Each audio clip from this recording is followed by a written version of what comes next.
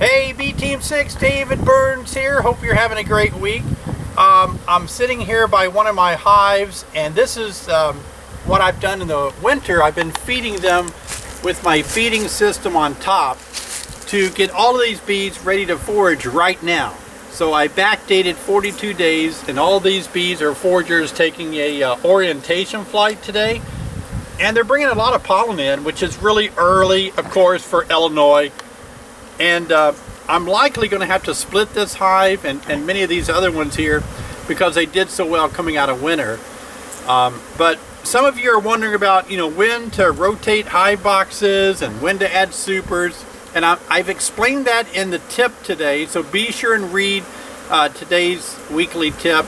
I've answered all your spring questions in this weekly tip. Let me show you one more thing that I want to point out.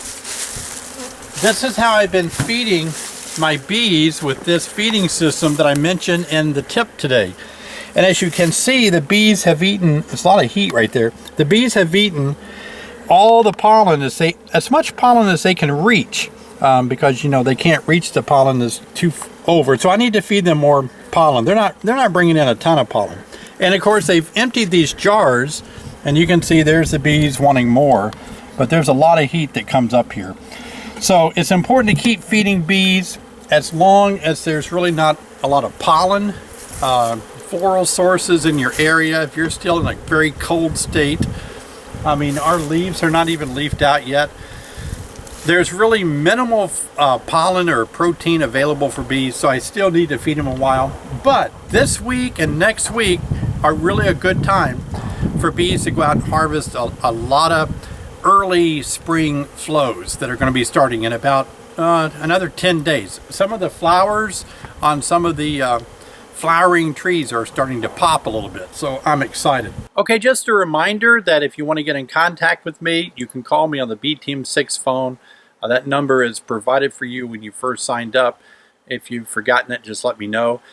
Also, don't leave me a voicemail, please. I do not check my voicemail. I simply look at my phone, and my phone tells me that you called if I'm not able to take your call, and I'll call you back as soon as I get the opportunity to do it. So don't worry about the voicemail. It piles up. It says the voicemail's full.